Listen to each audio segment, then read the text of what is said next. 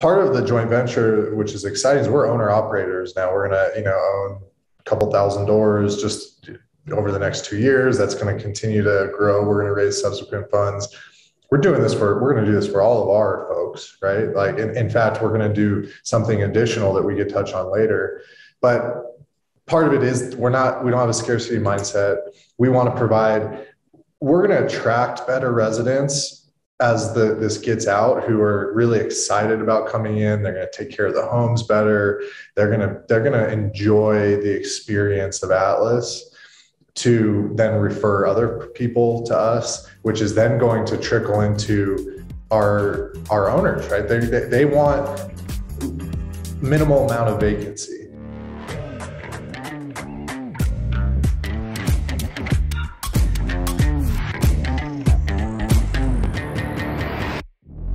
Hello, professional property managers. Andrew Smallwood here with the Triple Win Podcast, and we've got Vince Deorio coming in from Colorado today, Atlas Real Estate.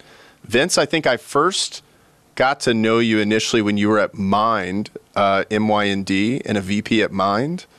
And during the pandemic, somewhere in the pandemic, 2020, I think, came over to Atlas Real Estate. And then I've been hearing a lot about Atlas Real Estate ever since you got there. A big $250 million joint venture, I believe. And they'd kind of flown under the radar, but had a great business even before you got there. But some really exciting things that you and the team have done since. That's a totally insufficient introduction of you. So I'd love for you to introduce yourself a little bit and fill in around that so people can get to know you. Yeah, thanks a lot, Andrew. I was also reflecting on when we first met and just kind of the evolution of our relationship. And it's just been great to also see what you all have been doing. I mean, when we first met, it wasn't second nature. It was filter easy. And so it's been really cool to see what you guys have done. And I transitioned over, it's been almost a year. So I came over to Atlas November 1st. I moved out of San Francisco and moved to Denver with my family. I've known the Atlas guys for probably 10 years now. When they first started, we were both kind of at the courthouse steps buying homes in the downturn. I shouldn't say last downturn, in the recession. And just have kind of became friends throughout the years, and have watched Atlas grow from kind of small, owner operators to property managers to, institutional servicers, very entrepreneurial, great group of people here. And, it was a great transition to not only move back to Denver to be with family, but to also join a company that is doing some great things. We have kind of three distinct business lines. As you touched on one of them, we did our joint venture. So we're in this fund one, we're acquiring about 3,000 homes over the next 2 years. And we're about a quarter of the way into deployment there, which is exciting. And that also feeds into our other business line, which is we're a third-party property management company. We manage about 6,000 doors across 7 states now. And then we also have an investment brokerage. So pretty entrepreneurial group and fully integrated real estate investment company. Yeah, that's awesome. Thanks for the background.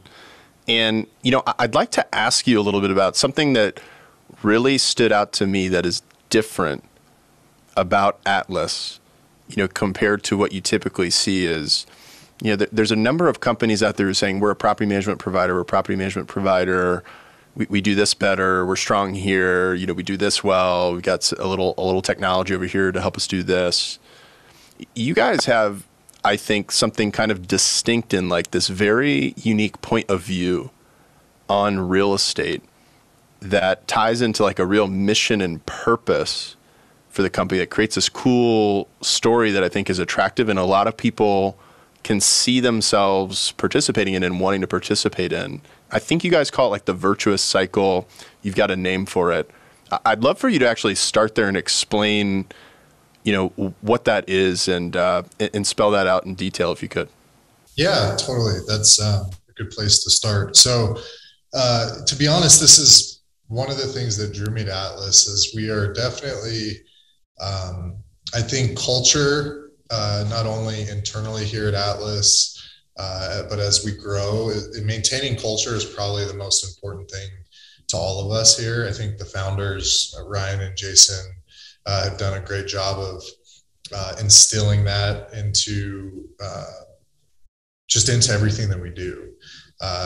Tony as well. Tony joined 3 years ago, and he really took that kind of to the next level and said, we talk about it all the time. We do all this great thing.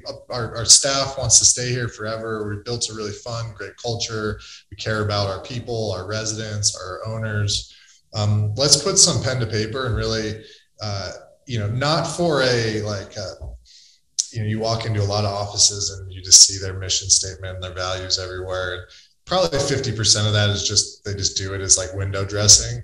We were kind of the opposite. We did everything, but we had no window dressing. And so we formalized it a bit. And part of that was really creating our mission statement, which is uplifting humanity through real estate.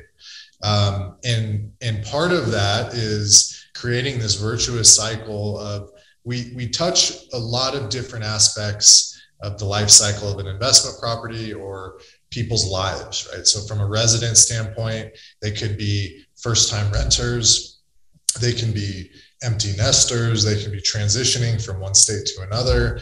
But that is a big piece of their life, right? Housing and what they're experiencing during that transition is important. Some of them are turning into homeowners for the first time. And so we want to help with that transition of moving a resident into a homeowner. And then the last part of that cycle is we truly believe that owning investment real estate, whether it's one asset, whether it's 100 assets, it really changes the trajectory of your financial freedom.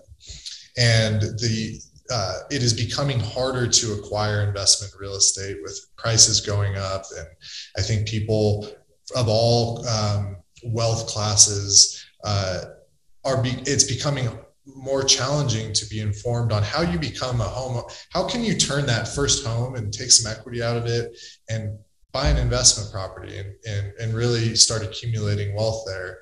And we've, our team, I think a unique stat for us is our average property manager or our average employee owns 3 doors. Like that's pretty rare for a real estate company, right? And so our property managers, they own investment property.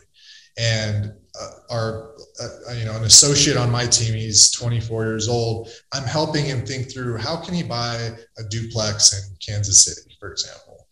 And we don't only want to do that within our ecosystem. We want to do that in our entire ecosystem. So we've created this virtuous cycle, and we have the capability with our investment brokerage to transition those residents into homeowners, into investors. And so we're really, that's the overarching mission, right? Now, the execution of that, we're heads down and making sure that we can capture as many people into that ecosystem as possible. And part of that is, layering on some technology, making sure CRMs are buttoned up, making sure that we're providing educational resources to our residents, and also capturing, the leads that come into this cycle. A lot of folks just, they won't know about the programs and the resources if we don't actively put it in front of them. So we have investment boot camps. We call it real estate investment hour that anybody can go to. Our property managers are now getting trained to talk to the residents when they're ready to either break a lease or transition out of a lease, or they want to buy a home. Those conversations are now starting to happen. And what's really cool is we actually have now testimonials of people who have been through that virtuous cycle.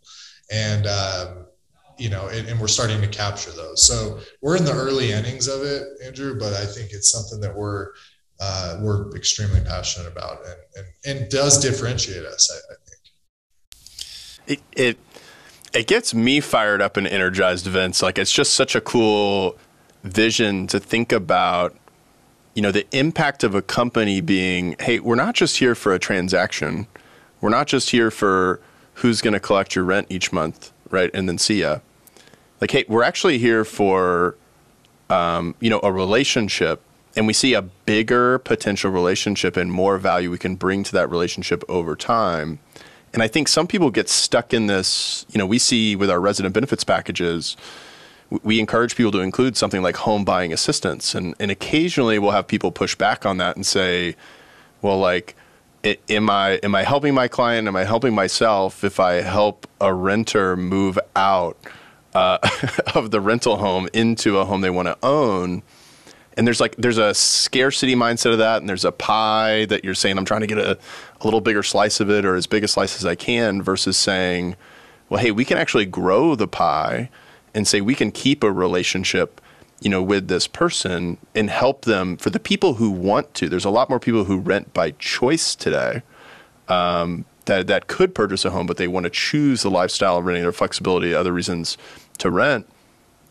But for the people who do want to, we're there for them and not getting in the way of where they want to go. We're actually helping them get where they want to go. And going from renter to homeowner to investor, and then obviously building a portfolio from there, like, that's just an exciting, life cycle to think about that changes the lifetime value of a relationship, and what you can provide, the impact you can have, on a person or a family that you guys are working with. There's just something really cool and attractive about that I love what you guys are doing.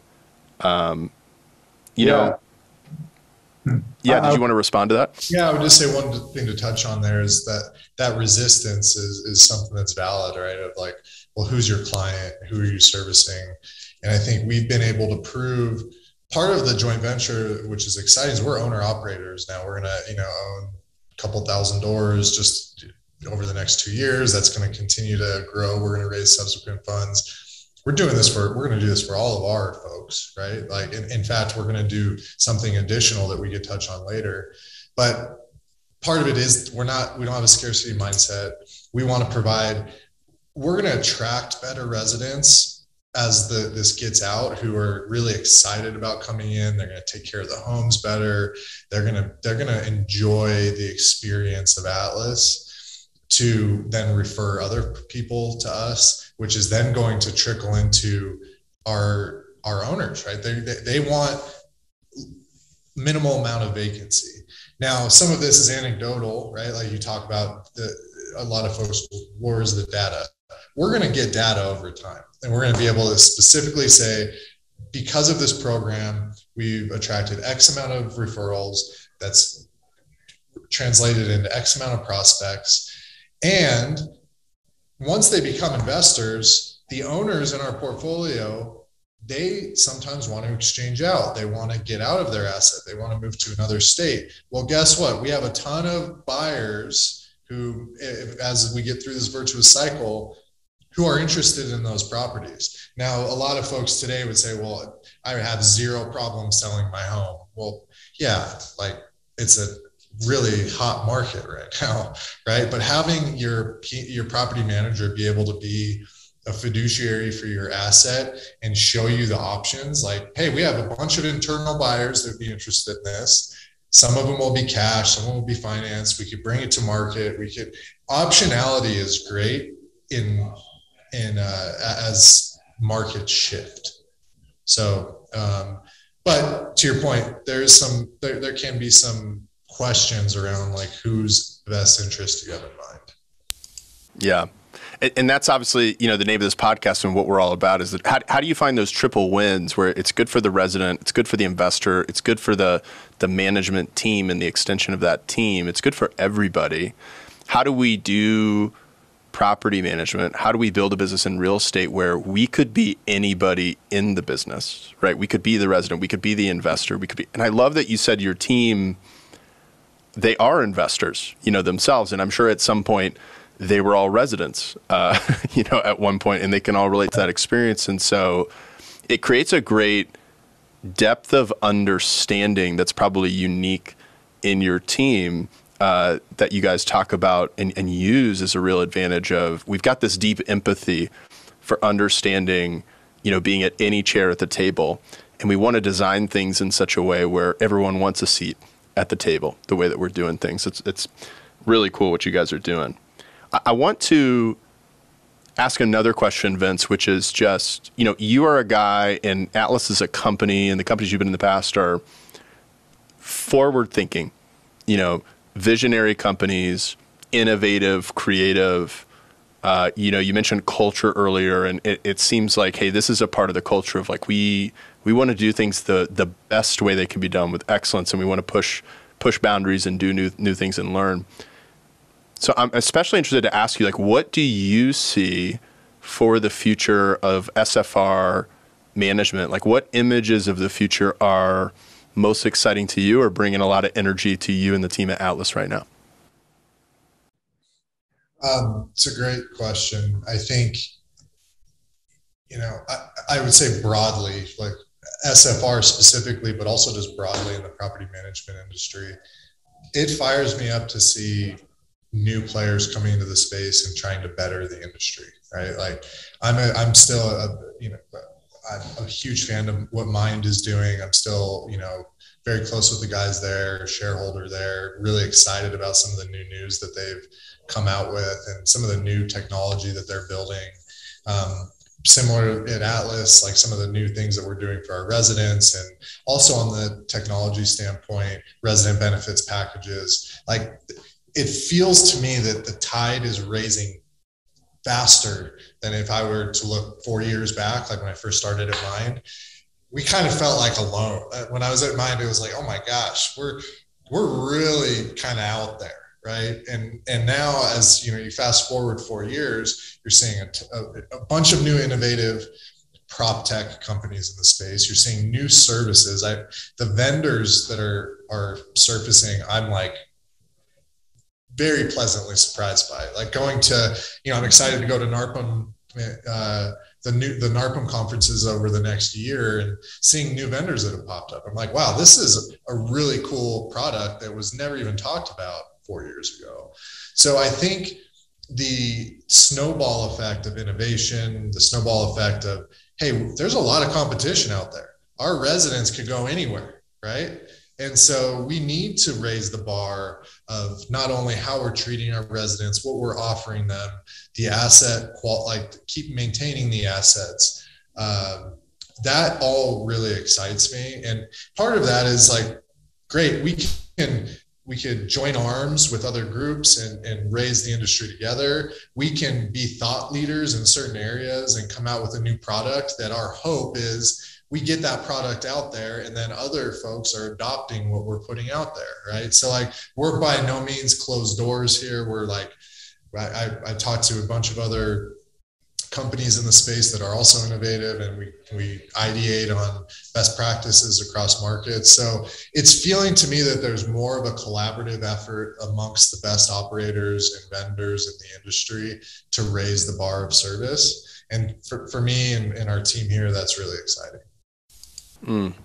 So true. And we feel it too. And it's exciting to think about the innovation in the vendor space and the operator space. It's if the whole network, again, gets aligned to a vision of, it might be 10 years out, 20 years out, 30 years out, but imagining a world where every home is professionally managed, and what that could mean. And it's, the world's not ready for that today, but over time, and as we create more value, there's more innovation, there's more services, there's more things that matter to create an experience people really want. You talked a lot about the resident experience, but also the investor experience. And you were mentioning boot camps and the kind of education that you're offering to people. And again, helping people go from owner to investor and from investor to, not just, hey, I'm trying to flip this, but I'm holding and I'm buying more because my experience here is good and I'm getting good at this. You start to think about, man, maybe there's even a property management product for homeowners, like for the home that they own. Like, do I want to coordinate my own maintenance and do I know who to call versus these guys, they know. There's a lot of, we're not quite ready for a lot of that yet, but it's exciting to think about a world where every home is professionally managed. Now, you mentioned, hey, open book and doing some things differently. I'd love to ask you, I think you said like this isn't totally public yet, so I don't want you to put you in a bad position, but as much as you can share, you talked about this like down payment assistance and like what can happen over a course of a couple of years or a few years. What might you share about the kinds of things you're thinking about for residents with a program like that? Yeah, so I think it's well known that it's becoming increasingly challenging to navigate the competitiveness of the market right now. So it may be daunting if you're a resident. You're feeling that you may be stuck in renting for forever. And you know what? Some people are totally fine with that. And I respect that. I think there's a lot of benefits to renting sometimes, right? But a lot of our residents, I feel, come in and they just can't get their head around, oh gosh, even if we want to go buy a home, there's 50 offers on the home and the prices are so expensive. And we don't know about all these other, government programs that we could leverage. And we feel that in order to fulfill our mission and also our virtuous cycle, we need to lay out some programs and, hold ourselves accountable of saying, we're going to really put some initiatives to help folks really buy their first home or really buy an investment property. So part of that, just like, and we'll release more probably in the next month. I think the goal is by the end of November, but from a high level standpoint, it's creating a program that assists folks in a down payment for their first home. And part of that is education. So educating them through the life cycle of their lease. Part of that is monetary programs, whether it's aid or rebates on commissions, and helping with moving, et cetera.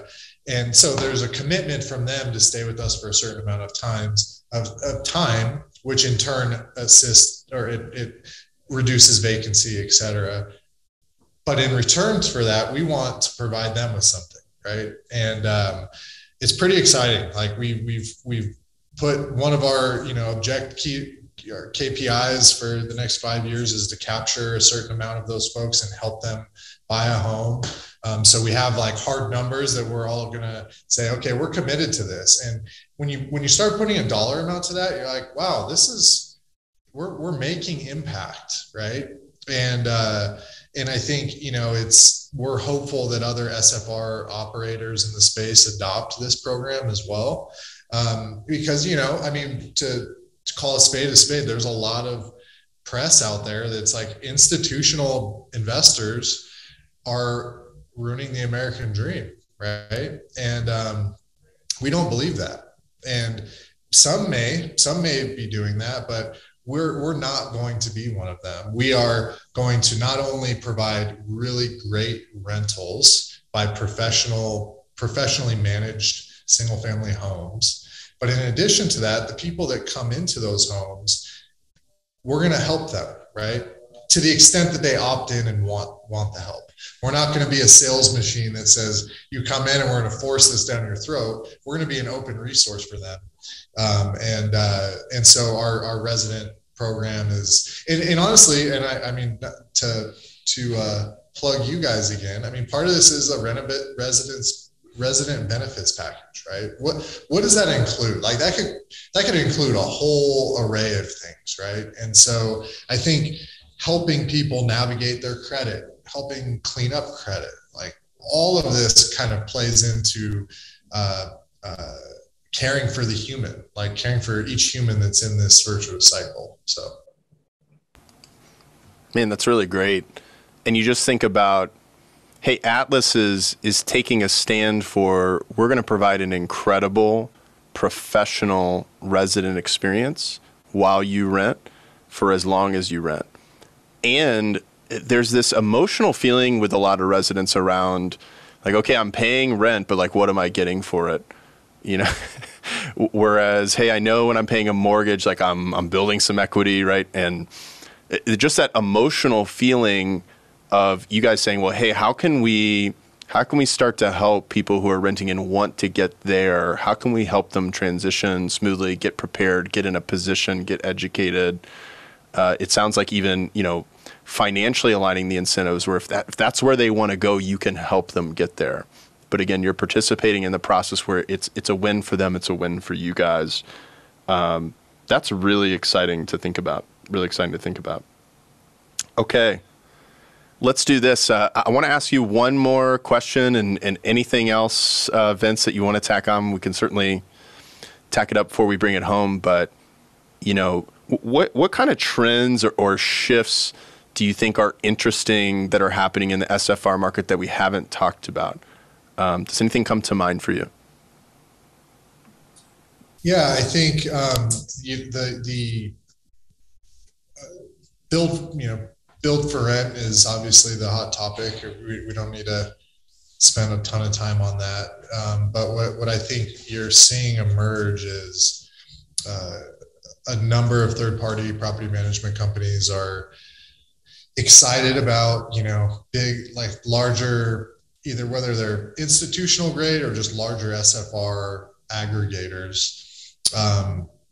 There's a lot of excitement around that, right? Because it's, wow, there's 100 homes we can manage in an area, and maybe they're all built for rent and they're easy to manage and there's no maintenance, et cetera. I think it's an exciting opportunity for third-party property managers to capture. I think, I mentioned this at the last IMN conference. It's important to go into those relationships and conversations with open eyes and be very open with what you're getting into, right? Because it's not as easy as saying, we're just going to get one client and it's going to be easy. And their expectations are going to be differently. They're going to be different from a reporting standpoint. If you're rolling out all these benefits packages, et cetera, you're going to need to be able to effectively manage those and track those. And, a few of the build for rent communities we're actually even looking at, it's entire communities, right? There's community centers and that's a different, facilities management is different than just managing one home. So I think the trends that are emerging that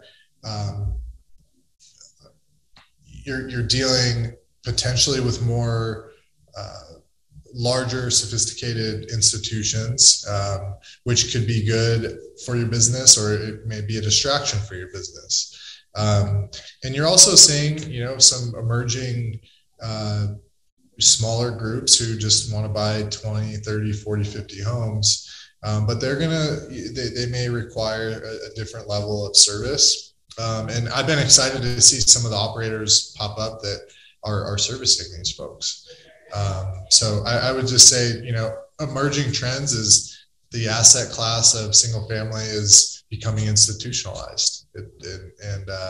And there's always room for, I think the institutional, it's 3%, right? I think maybe that number's changed slightly, but of total investment property that's single family, it's only 3% that's institutional. So the mom and pop investors are also very excited about adding to their portfolios or maybe disposing of their portfolios. So the ability, I think, as a property management company to either have a really strong partnership with a brokerage or an expert in selling assets or having relationships with other buyers is really important. I know a lot of property managers they want to stay in their lane, which I 100% respect. And I think there's a lot of value there. But to the extent that you do want to create this fully integrated investment company, bringing a brokerage in-house is not a bad idea because you're able to do portfolio evaluations. You're able to really be the financial steward of your clients. So that's becoming more prevalent, definitely. Yeah. I love what you said there about, hey, build to rent, definitely exciting, definitely talked about. And there's this aspect of community management, in common areas and things like that, that people may not have as much experience with and want to go into with open eyes, about how they're going to do that, how they're going to get good at that, and handle that, as well as, what you're just talking about of, hey, here's where institutional kind of fits into the picture today. Certainly some markets in MSAs, right, are probably higher than 3%, and in some cases it's lower, but there's millions and millions and millions of single family rental homes out there, and there's a lot of ways people can participate and create value. And then the last thing, just to reflect back, I heard that was really great is, hey, some people are very focused on their niche and their core business, but there's also people who are kind of expanding the category of what their business is. And like you mentioned, a more integrated approach with these adjacent businesses that are connected, and bringing it together in this cohesive idea of, hey, we're a real estate investment company, which includes these kind of three distinct business lines, and in your case, as part of one cohesive idea and value proposition, which is really, really cool to see. So that's what I want to do, Vince. Oh, yeah, go ahead. I'll just add one thing leasing, I think that's one that we didn't touch on is, it's different leasing out a build for rent community as it is just leasing a single home, right? And I think we have a good approach to it. Like if you have to treat it similar to, selling an entire community, right? And so the leasing aspect of it is different. And not all companies are set up or equipped to effectively lease new builds. Yeah, no, great point and distinction. Here's the note I want to end on, Vince, which is just, as you look at what's going on right now, and as you look to the future, how do you feel? And what would you share with the people listening to this who, if someone's listening to this, they're a leader in the property management industry, they want to be a part of the future. How are you feeling as you look to the future? Yeah, I tend to be pretty optimistic when it comes to this stuff. And I think I'm excited and eager to implement some of the initiatives that we've really put down on paper. We have in our executive team, we have an initiative called RISE, and RISE is attached to this uplifting humanity through real estate and our mission. And part of RISE, is an acronym. Part of it's revenue related, part of it's impact, part of it's sustainability, and part of it's just our culture, everyone here and the people that we work with. And I'm excited and eager to tackle some of those. I think anxious does come to mind, in full transparency, of just like, I think any company that is trying to be innovative or entrepreneurial, you get the angst of which ball do we chase? Like, which way do we go? And I think what excites me about that angst is we're not alone, and I think it's feeling more of a community in the property management industry.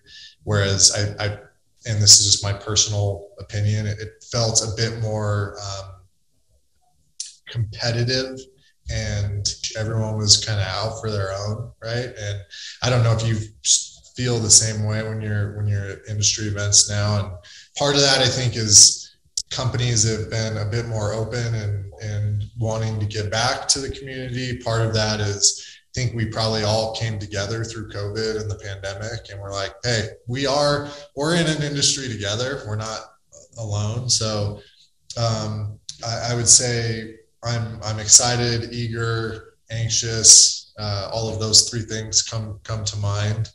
And I think it's I do still think it's the early innings of this, right? I mean, this is not, our industry is not going away. And I think that scarcity that we're not going to stick around is people are becoming more comfortable with our value to the world.